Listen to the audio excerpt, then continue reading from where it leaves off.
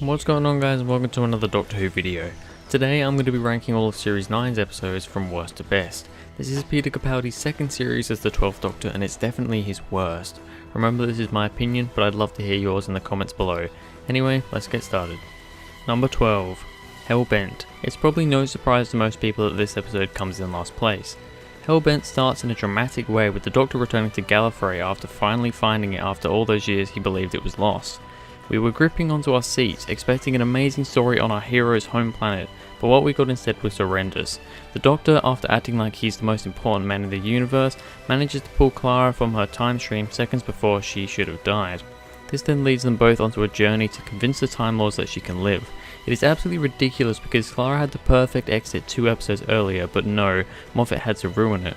This episode is hated even more because instead of getting a Gallifrey-based story like we were expecting, we got a Clara-focused piece of garbage. Oh, and did I also mention that the Doctor shoots another Time Lord, forcing him to regenerate just to save Clara? I'd be happy if this episode was completely removed from history, it's that bad. Number 11. Sleep No More. Mark Gatiss is known for writing pretty poor scripts, but this one is a whole different story. It's about a space station that has these machines that make it so people don't need as much sleep and can ultimately work for longer. It turns out that these machines are genetically mutating people using the sleep in their eye into these sand creatures. These monsters look so ridiculous and seriously would barely hold up in the classic series. We get introduced to a bunch of characters who slowly die off throughout the episode, but none of these characters are interesting or developed enough to care about. The icing on the cake, however, is the way they decided to film this story. Mark wanted to have the only cameras in the episode as either security cameras or POV shots. It was nice for them to try this, but it didn't work at all. Some of the cameras felt too conveniently placed, and at other times it just didn't look good. Altogether, this wasn't great. Number 10. The Girl Who Died. I didn't realise how bad this episode was until I rewatched it a few months ago. It's about this Viking village that comes under attack by a warrior race known as the Maya. Now the Maya themselves actually look pretty cool until they take their helmets off, however the leader is so pantomime it's ridiculous. You just can't take him seriously. Anyway, the Doctor tries training the village up for war, but all these fighters have already been killed and the workers don't stand a chance against the Maya. He comes up with this idea to use Ashilda, the girl that pretty much started this war, to wear one of the helmets, hack into it and make the Maya retreat.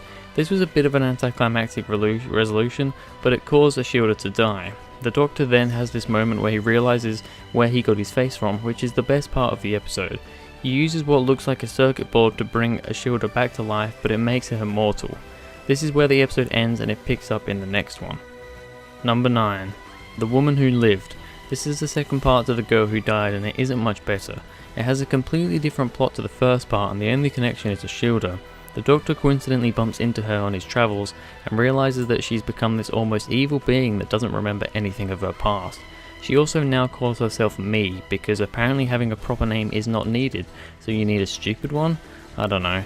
Anyway, there really isn't much plot in this one, and it's mostly just about Ashilda being lonely and sad.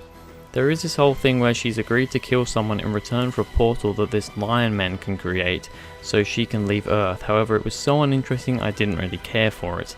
It finishes with the Doctor and Ashilda realising this lion has tricked her into opening the portal and releasing his kind onto Earth, but it stops when Ashilda uses the other immunity chip to save the man she killed. Number 8.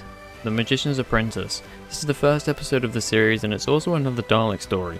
It starts with the Doctor trying to save a child on a battlefield, but it's revealed that it's Davros.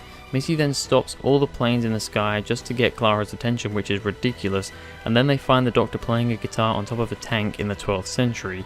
This is where the rocky 12th Doctor begins, and I probably wouldn't hate it so much if it didn't start as ridiculously as this.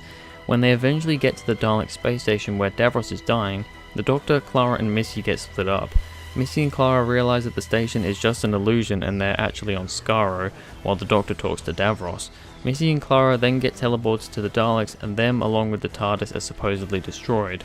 The episode ends with the Doctor aiming a Dalek gun at young Davros and supposedly shooting him. This one is alright once they get to Skaro, but the start is too ridiculous for my liking. Number 7. The Saigon Invasion. This is the first part of the Saigon 2-parter, and it's okay. It leads off from the Day of the Doctor, where the Saigons and humans made a treaty that allowed 20 million Saigons to live peacefully on Earth. There are, however, a group of Saigons that plan to invade the Earth, and Osgood warns the Doctor about this before getting captured by them. The rest of the episode is the Doctor trying to rescue Osgood while Clara and Kate investigate. It's revealed that Clara was captured by Zygons earlier and had been swapped with a Zygon called Bonnie disguised as her. Kate also gets attacked by a Zygon while in New Mexico. The Doctor manages to escape on a plane with Osgood, but then Bonnie shoots a rocket at the plane and the episode ends there. I thought this was a decent cliffhanger because I was wondering how they would survive. The episode itself was a bit slow in parts, but it was alright. Number 6. The Witch is Familiar. This is the second part of the two-part Dalek story, and it's a bit better than the first, mainly because it doesn't have a long-winded stupid opening. We find out that Missy and Clara aren't dead because she used Dalek energy to use her teleporter. We then have some scenes with the two wading through the Dalek sewers, and I thought these were pretty good. Missy pushing Clara in the hole was funny, and I thought the two actually had good chemistry. The scenes with the Doctor and Davros are amazing, and the part where the Doctor steals Davros' chair is hilarious, although I swear Davros should have died from that. Also, the tea joke is funny, but I still think it's a little ridiculous. I started to almost feel for Davros when he was talking to the Doctor with his last breaths, so the twist that he was using him the whole time was great. I also liked how Missy saved the Doctor but then tried to get Clara killed. This episode was pretty good but not amazing. Number 5. The Saigon Inversion. We now get to the second part of the two-part Saigon story, and it is slightly better. It starts with the Doctor and Osgood parachuting to safety after Bonnie blew up their plane. Throughout this episode we get some scenes of Clara in this dreamlike sequence where she can control some of Bonnie's actions due to their telepathic connection. I thought these scenes were good, and it gave Clara something actually interesting and not irritating to do. There's then a bunch of complicated stuff where the Doctor finds Kate but it's actually a Zygon, then they find her again but this time it's the real Kate. Eventually they find the two Osgood boxes where Kate goes to one of them and Bonnie goes to the other. The Doctor then delivers one of the best speeches the show has ever had, and I think it's the thing that makes this episode better than part 1. It's then revealed that both boxes are empty, and this same scenario has happened 15 times before, but the Doctor wiped their memories. I thought the fact that the Doctor pretty much knew this was all coming slightly detracted from the story, but it was still a decent ending. Number 4. Face the Raven. This episode starts with Rixie calling the Doctor about the tattoo that seems to be counting down on his neck. He has no memory of this tattoo or the previous day at all. They all arrive in London and find a trap street where a bunch of aliens are located. Here they find a shielder who tells them that she sentenced Rixie to death after supposedly killing one of the aliens. It's revealed that when the countdown gets to 0, he will be killed by a being in the form of a raven. We then find out that the alien Rixie supposedly killed is actually still alive, and this was all just the shielder's plan to get the Doctor, but by this point Clara has taken the death sentence from Rixie and it now can't be removed. After some really heart-wrenching scenes from the Doctor and Clara, she gets killed by the Raven. The fact that she died because she was trying to be too much like the Doctor was perfect, but sadly Hellbent later ruined that. Anyway, this episode alone is actually quite good. Number 3. Before the Flood. This is the second part of the two-part ghost story. It starts with the Doctor explaining the bootstrap paradox, which was a little strange but made sense later on. We then see the Doctor, Bennett and O'Donnell arrive in 1980, where one of the ghosts from the underwater base in the future is still alive. They also find the ship that doesn't have the writing scratched into it yet, and find out it's carrying the Fisher King. In the future in the underwater base, Clara realizes that the Doctor's ghost is muttering their names, and it turns out that the order of the names is the order in which people will die. After O'Donnell's death, the Doctor comes face to face with the Fisher King and tricks him into leaving the church, inevitably destroying the dam wall and flooding the base, killing the ghost. The great twist is that the ghost wasn't actually the dead Doctor, but actually a hologram that he programmed after putting himself in the stasis chamber. This was a great ending and really added to this already great story. Number 2. Heaven Sent. This is an episode that I actually didn't really like on first viewing, but now I appreciate it much more. After Clara's death in the previous episode, the Doctor is teleported to a castle in the middle of an ocean. Here he finds the Veil, a creature that freezes when told a confession. He also realizes that the castle rooms shift around and reset themselves. The Doctor keeps confessing until he finds a wall of asbantium, which is 400 times harder than diamond. He realizes that he must break through this wall, but eventually gets killed by the Veil.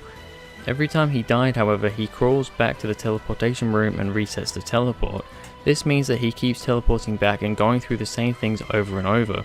He has to keep going to the wall and keep chipping away at it because the room doesn't reset, but this takes billions of years. He finally breaks through the wall and it's revealed that he was trapped in the confession dial.